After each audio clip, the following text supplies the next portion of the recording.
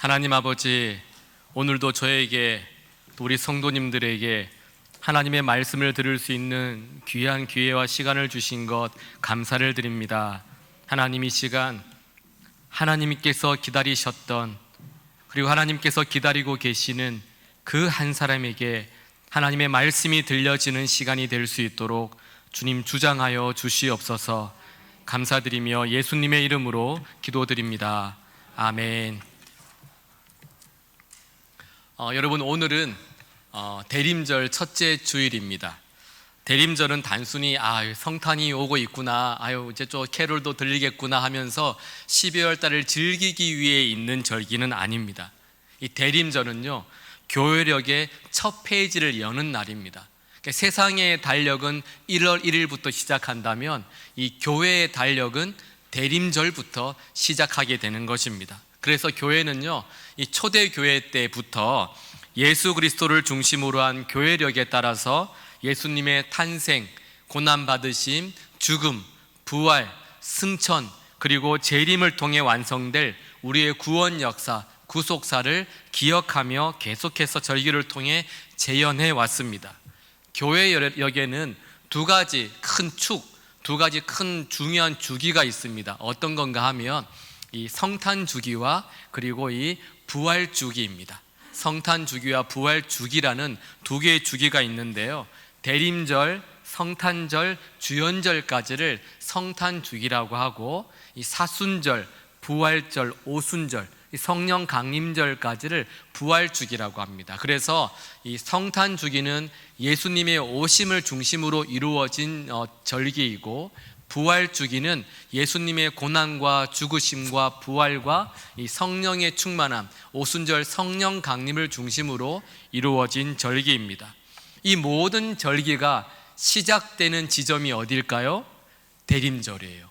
모든 절기가 시작되는 그 시작점이 이 대림절입니다. 그래서 대림절은요, 사람의 몸을 입고 이 땅에 오신 예수님을 축하하고 감사하며, 또 지금 함께 하시는 주님을 경험하고, 그리고 다시 오실 주님을 기다리는 이 과거와 현재와 미래가 함께하는 은총의 시간, 은혜의 시간이 바로 이 대림절이라는 것입니다. 이 대림절을 나타내는 색깔이 여러분 앞에 보이시는 것처럼 밝은 보라색이에요.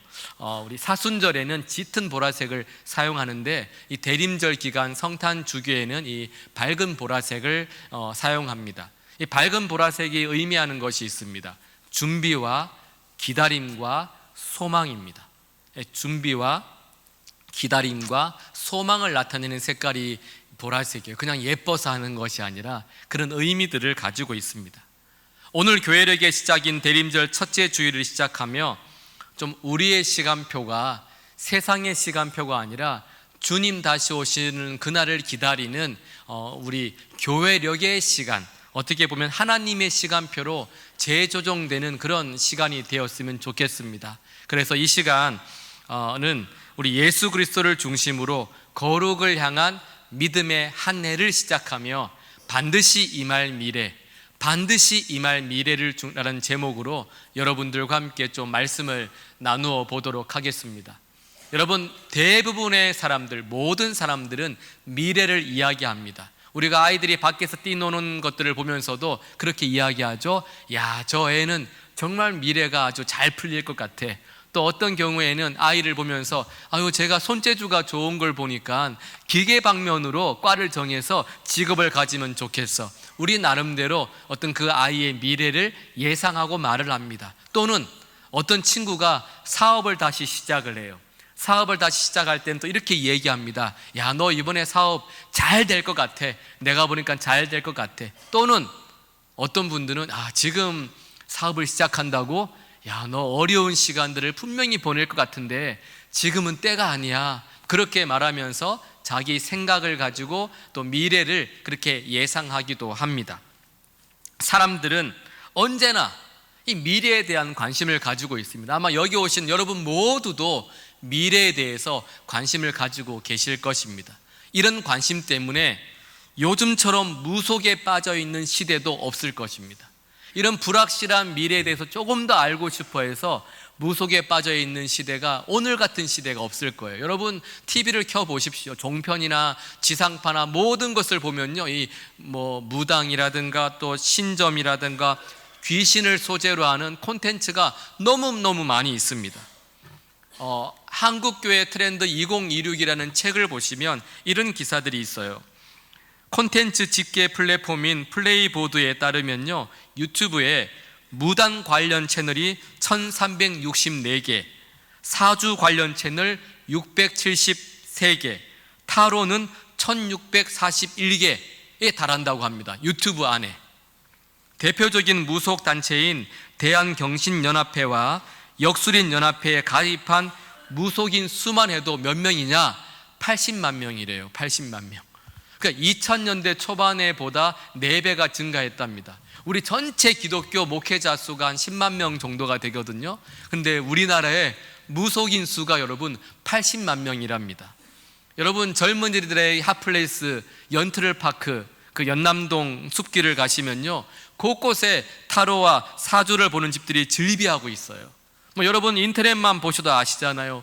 인터넷만 열면 토종 비결, 운세, 궁합 이런 어떤 역술인 서비스가요 아주 큰 인기를 끌고 있습니다. 요즘에는 무당을 만나지 않아도 돼요. 무속인을 만나지 않아도 돼요. 인터넷 유료 전화, 정보통신의 발달로 인해서 그냥 비대면 전화를 하든지 여러 가지 방법을 통하여서 이렇게 우리는 무속인을 만나면서 그런 어떤 그 무속적인 세계에 발을 디딜 수도 있습니다. 심각한 문제는 기독교인들조차도 지금 무속에 빠지고 있다는 겁니다. 여러분 우리 기독교인들이 얼마나 이렇게 점을 보러 다니고 사주, 토종비결, 타로를 보러 다닐까요? 한국교회 트렌드 2026 조사에서요, 기독교인들에게 최근 3년간 무속을 이용했는지를 물어보았어요. 그랬더니 5명 중에 1명이 무속을 이용했답니다. 20.3%. 그러니까 우리 중에서도 5명 중에 1명이라면 젊은 세대는 더 심해요. 20대 33.9%, 30대 33.5%, 20, 30대는 3명 중에 1사람이 3년 안에 무속을 이용했다라는 것입니다. 아주 정말 충격적인 수치예요. 그리스도인 5명 중에 1사람, 젊은 사람 3사람 중에 1사람이 토종비결을 보고 사주를 보고 점을 치러 다니고 여러분 타로를 보고 있다라는 겁니다. 그리스도인을 포함한 많은 한국 사람들이 살아보지 않은 내 미래, 앞으로 살아가야 할 내 미래에 대해서 끊임없이 알고 싶어 합니다. 불확실한 미래를 좀 더 선명하게 알고 싶다라는 거죠. 불확실하기 때문에 어떻게든지 무엇을 이용해서라도 내 미래를 알고 싶은 거예요. 그런데 여러분, 우리 삶에는 앞으로 반드시 찾아오게 될 일이 있는가 하면 찾아올 수도 있고 찾아오지 않을 수도 있는 일이 있다는 것입니다. 우리가 출세하고 부자가 되는 것, 행복한 가정을 이루는 것, 70평 아파트에 사는 것, 내 꿈을 실현하는 것, 이런 모든 것들이 내 삶에 찾아오면 좋겠지만 그렇지 않을 수 있습니다. 반대로 질병에 걸리거나 사고를 당하는 것, 감옥에 갇히는 것, 사랑하는 사람들이 떠나는 것들이 혹시나 찾아오면 어쩌나 하면서 걱정하며 살지만 이런 모든 걱정들이 감사하게도 찾아오지 않을 수도 있다는 것입니다. 우리 인생에는 반드시 우리의 인생에, 우리 미래에 찾아올 일이 있는가 하면 찾아올 수도 있고 오지 않을 수도 있는 일이 있다는 거예요. 그렇다면 여러분, 저와 여러분의 인생에서 반드시 찾아올 일은 무엇일까요? 우리의 인생에서 반드시 임할 미래는 무엇일까요? 우리가 부인할 수 없는, 여러분이 부인해야 할래야 할 수 없는 그런 확실한 미래가 우리에게 주어져 있습니다. 그 미래는 바로 부활하신 예수님께서 다시 오시는 그날과 그때입니다. 우리가 부인할 수 없는 미래가 있어요. 예수님께서 다시 오시는 그날과 그때입니다. 주님 우리에게 분명하게 말씀하셨습니다. 그때 인자의 징조가 하늘에서 보이겠고 그때 땅의 모든 족속들이 통곡하며 그들이 인자가 구름을 타고 능력과 큰 영광으로 오는 것을 보리라. 인자가 오는 것을 보리라.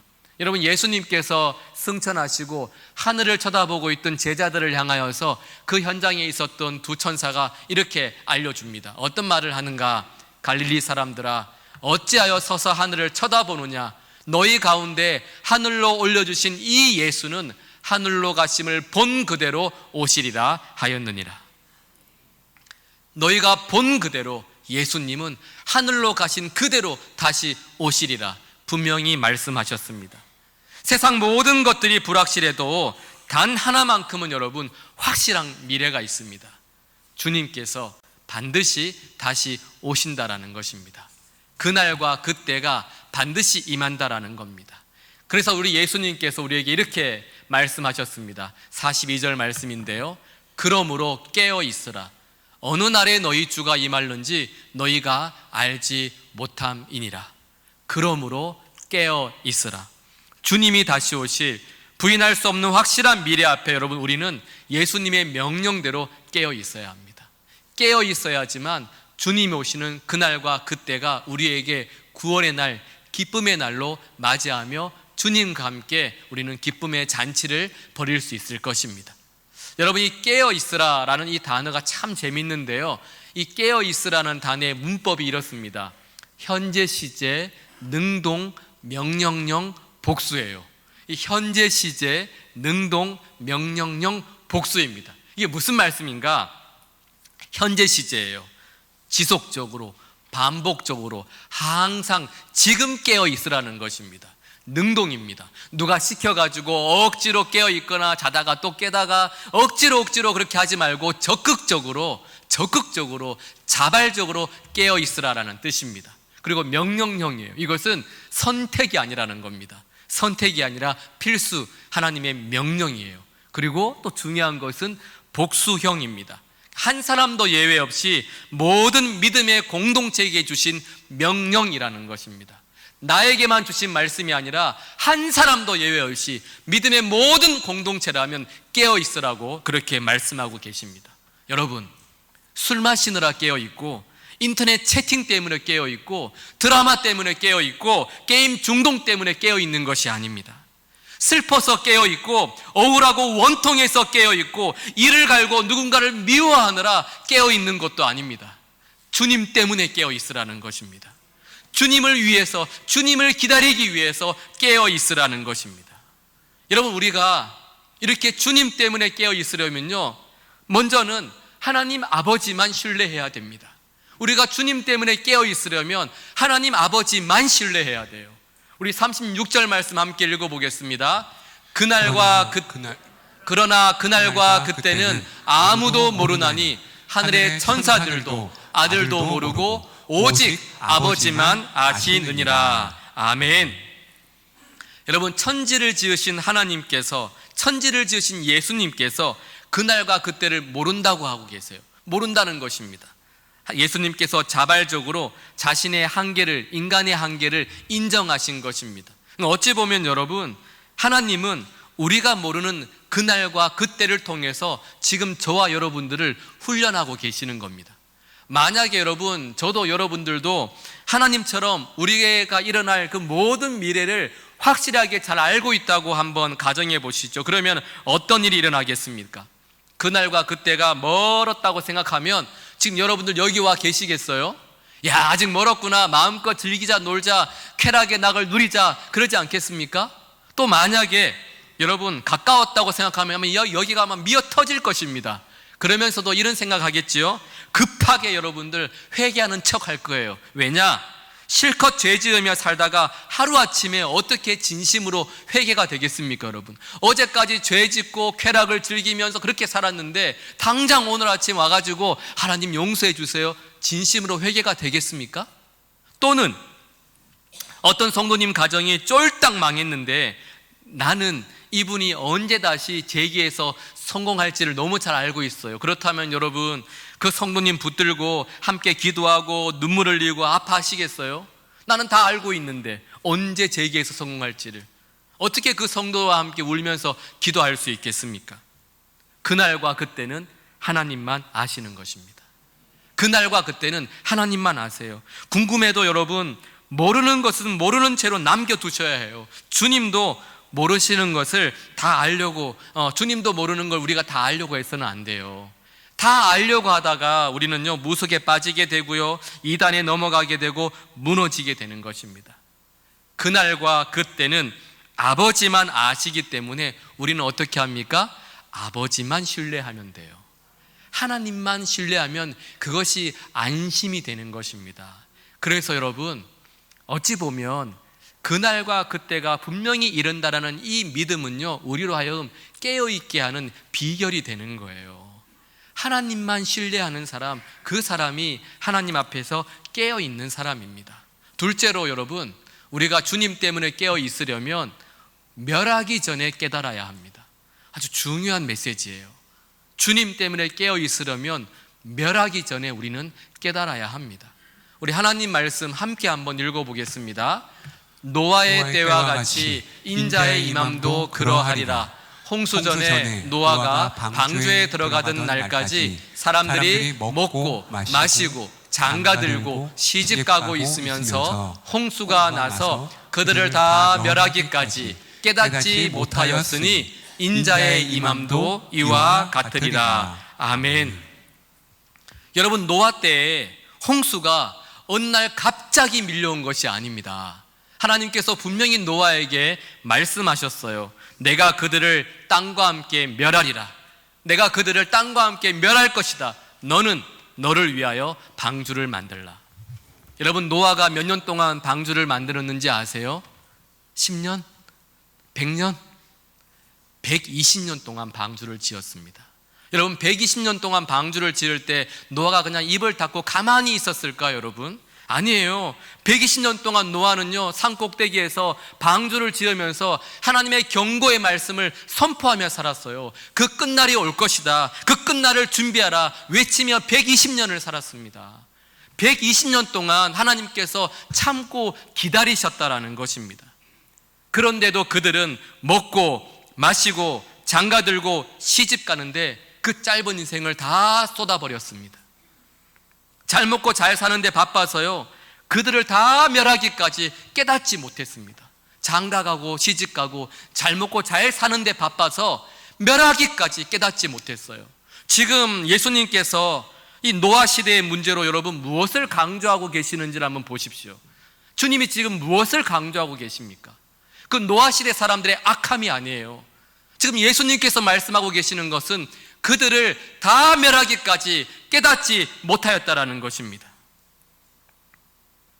120년 동안 하나님의 경고의 말씀을 눈으로 보고 귀로 듣고, 여러분, 그 노아가 120년을 준비하면서 방주를 지으면서 끊임없이 경고의 말씀을 선포했음에도 불구하고 그들은 내 인생이 하나님 앞에서 100% 죄인인 것을 다 멸하기까지 깨닫지 못했습니다. 내가 100% 죄인이다라는 것을 다 멸할 때까지, 내 가족이 죽어가고 내 친척이 죽어가는 그때에도 깨닫지 못했다라는 것입니다. 잘 먹고 잘 사고 시집가고 장가가는 데 바빠서 그들은 깨닫지 못하고 다 멸망을 했습니다. 여러분, 우리가 예수님이 다시 오신다라는 분명한 미래 앞에 깨어 있으려면 하나님의 경고의 말씀에 내가 100% 죄인임을 멸하기 전에 깨달아야 합니다. 내가 100% 죄인이라는 것을 멸하기 전에 깨달아야 돼요. 어떤 분이 그렇게 말씀하시더라고요. 바쁜 그리스도인은 나쁜 그리스도인이랍니다. 바쁜 그리스도인은 나쁜 그리스도인이랍니다. 먹고 마시고 할 것 다 하면서 바빠서 예배를 못 가요. 바빠서 봉사를 못 합니다. 먹고 살기 바쁘다는 핑계로 모든 신앙생활이 익스큐즈가 돼요. 그리고 어떻게 합니까? 6일 동안 세상에서 들려오는 온갖 거짓되고 불의한 말들을 들으면서 그렇게 6일을 열심히 살아갑니다. 불의한 방법과 거짓과 그 음란함을 끊임없이 듣고 보고 하면서 그렇게 6일을 살아가요. 그리고 주일날 와서 하루 종일도 아니죠, 단 몇 시간을요 하나님의 말씀을 듣습니다. 단 몇 시간을 앉아 있어요. 여러분, 이렇게 살면 아무리 오래 예수를 믿어도 내가 100% 죄인인 것을 멸하기 전에 깨달을 수가 없어요. 6일 동안 세상에 살면서 열심히 세상과 함께 사는데 어떻게 교회에 와서 한두 시간 예배를 드리고 말씀을 듣는다고 내가 100% 죄인임을 깨달을 수가 있겠습니까, 여러분? 그래서 우리는요, 잘 먹고 잘 살기 위해 바쁘게 살 뿐만이 아니라 누구를 미워한다고 바쁘게 살고요, 누구를 탓한다고 바쁘게 살면서 그렇게 내게 주어진 그 인생을 보내며 바쁘게 살아가는 것입니다. 결국에는 멸하시기까지 깨닫지 못하니까 주님이 다시 오신다는 분명한 미래 앞에서도 깨달을 수가 없는 것입니다. 오히려 깨어 있어서는 안 될, 어떻게 합니까, 여러분? 술 마시는데 깨어 있고요, 음란함에 깨어 있고요, 유튜브에 깨어 있고요, 중독에 깨어 있게 되는 거예요. 깨어 있어서는 안 될 그 시간에 깨어 있고, 깨어 있어서는 안 될 그 삶에 깨어 있게 되는 것입니다. 여러분, 주님 때문에 깨어 있으려면요, 매일 주어지는 말씀 앞에서 내가 100% 죄인인 것이 깨달아지고 내 죄가 보여야 하는 거예요.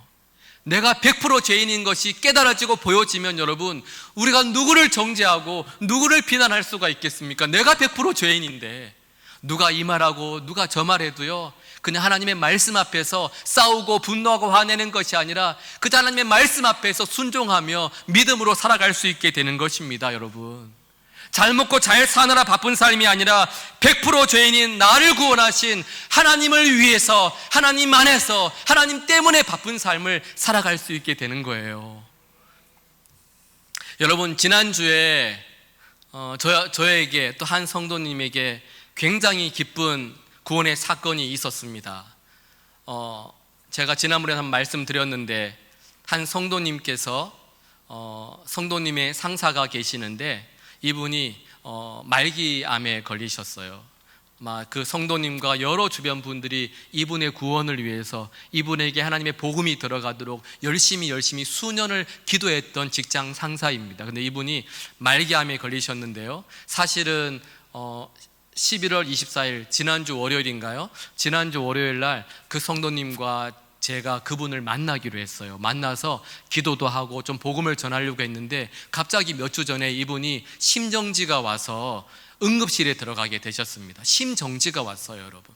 말기암 때문에 심정지가 와서 응급실에 들어가게 되셨는데 놀라운 일이 일어났어요. 하나님께서 그의 생명을 붙들어 주신 거예요. 중환자실에서 얼마의 시간이 있다가요, 일반 병실로 옮겨지는 역사가 일어났어요. 이분에게 복음을 전해야 되는데 심정지로 들어가셨잖아요. 그런데 하나님께서 이분에게 다시 생명을 주셔서 일반 병실로 옮기셔가지고요, 말도 하고요, 듣기도 하고요, 눈도 마주치고요, 휠체어에 앉아서 이렇게 움직이셔요. 그렇게 하나님께서 그분에게 시간을 주신 거예요. 그래서 우리 성도님이 저에게 부랴부랴 전화가 왔어요. 목사님, 복음을 전해야 됩니다. 시간을 좀 내어주십시오. 그래서 그분과 제가 병원에 갔어요. 일반 병실이니까 면회실에서 면회할 수 있잖아요. 일반 병실에 갔는데요, 복음을 전하기 위해 갔어요. 그런데 놀라운 사실은 하나님께서 이미 밑작업을 다 해놓으셨어요. 복음을 전하기 위해 기도하는 마음으로 갔거든요. 하나님 이미 준비를 다 해놓으셨어요. 제가 말씀을 드렸습니다. 저에게 시간을 달라고. 그리고 성도님 함께 고백하시지요. 예수님은 나의 구원자이십니다. 이분이 고백하세요. 예수님은 나의 구원자이십니다. 예수님은 나의 주인이십니다. 이분이 고백하세요. 예수님은 나의 주인이십니다. 그래서 여러분, 영접 기도를 드렸다니까요. 영접 기도를 드리면서 예수님의 이름으로 기도합니다, 아멘 했어요. 하나님께서 그분에게 멸하기 전에 깨닫게 하시는 놀라운 역사를 허락해 주신 것입니다. 그분이 가지고 있는 그 병원에서의 시간은요, 구원을 위한, 그 한 영혼의 구원을 위한 중요한 약재료가 되었던 거예요. 여러분, 저는 오늘 이 자리에 오신 여러분 모두가 멸하시기 전에 깨닫게 되시기를 주님의 이름으로 축복합니다. 정말 여러분 꼭 기억하십시오. 하나님께서 여러분에게 시간을 주셨어요. 멸하시기 전에 깨달으셔야 됩니다. 세 번째로 여러분, 주님 때문에 우리가 깨어 있으려면 늘 준비해야 합니다. 주님 때문에 깨어 있으려면 늘 준비해야 돼요. 우리 40절과 41절 말씀 함께 읽어볼까요? 그때 두 사람이 밭에 있음에 한 사람은 데려가고 한 사람은 버려둠을 당할 것이요 두 여자가 맷돌질을 하고 있음에 한 사람은 데려가고 한 사람은 버려둠을 당할 것이니라. 아멘. 여러분, 두 사람이 밭에 있습니다. 두 여자가 맷돌질을 하고 있어요. 두 사람이 밭에서 또 두 사람이 맷돌질을 하고 있다는 것은 이 두 사람은요, 마음이 잘 맞는 사람이라는 거예요. 정말 가까운 사이라는 것입니다. 그래서 누가복음 17장을 보시면 둘이 한 자리에 누워 있음에 라고 말씀하고 있어요. 그러니까 한 이불을 덮고 함께 잘 정도로 그렇게 친하고 가까운 사람이라는 것입니다. 그런데 하나는 데려감을 당하고 하나는 버려둠을 당했습니다. 같이 일하고 교회에서 함께 예배드리고 큐티하고 봉사하고 섬겨도 여러분, 구원에 있어서는 갈라질 수 있다는 겁니다. 무서운 주님의 말씀이에요. 이 40절 말씀에서 데려감을 당한다라는 것은 주님이 영접하신다, 구원을 받는다라는 의미입니다. 그리고 버려둠을 당한다라는 것은 심판 때문에 심판 가운데 내버려진다라는 것입니다. 심판 가운데 버려진다라는 것입니다. 여러분, 구원도 당하는 것이고 심판도 당하는 거예요. 구원과 심판은 우리의 외적인 조건과는 아무 상관이 없습니다. 같은 학벌, 같은 직업, 같은 환경, 같은 교회를 같은 교회를 다녀도 데려감을 당하는 사람이 있고 버려둠을 당하는 사람이 있다라는 것입니다. 왜 이런 일이 생기겠습니까, 여러분? 왜 이런 일이 생기겠어요? 준비된 사람과 준비되지 않는 사람의 차이 때문이에요. 능력의 차이, 재력의 차이, 학벌의 차이가 아닙니다. 영적으로 준비되어 있는가라는 것입니다. 준비되어 있는가라는 거예요. 이 준비하지 않았느냐 했느냐에 따라서 어머니와 딸이 갈라지기도 하고 부부가 갈라지게 된다고 하시는 것입니다. 하나님 앞에서 다 이룬 것처럼 그렇게 교만하게 살지 않고 기도로 준비하고 말씀으로 준비하고 회개로 준비하고 겸손과 사랑으로 준비하고 예배로 준비하면서 두렵고 떨림으로 구원을 이루어가는 그 사람이 그날과 그때를 위해 깨어있는 그리스도인입니다. 여러분, 오늘은 먹고 즐기고 시집가고 장가가기 위해 있는 시간이 아니라 그날과 그때를 준비하기 위해 주님께서 저와 여러분에게 주신 생명의 시간이라는 것입니다. 사랑하는 한양교회 성도 여러분, 사랑하는 한양교회 성도 여러분, 주님이 다시 오시는 그날과 그때는 반드시 임하게 될 것입니다. 불확실한 미래가 아니라 이 미래는요, 너무나 선명한 미래입니다. 그래서 주님은 우리에게 명령하십니다. 깨어 있으라, 깨어 있으라고 명령하고 계십니다. 우리가 깨어 있으려면 하나님 아버지만을 신뢰해야 합니다. 여기저기 기웃거려서는 안 돼요. 우리가 깨어 있으려면 내가 100% 죄인인 것을 멸하기 전에 깨달아야 합니다. 우리가 깨어 있으려면 오늘이 마지막인 날인 것처럼 그렇게 영적으로 준비하며 깨어 있을 때, 그때 우리는 주님이 오시는 그날과 그때 주님 앞에서 그 시간을 구원의 날로, 기쁨의 날로, 감사의 날로 맞이하게 될 것입니다. 오늘 이 대림절을 마라나타 주 예수여 오시옵소서, 마라나타 주 예수여 오시옵소서, 생각지도 못하게 오실 그 예수님을 기쁨으로 맞이하며 깨어있는 저와 여러분의 삶으로 살아낼 수 있기를 주님의 이름으로 축복합니다.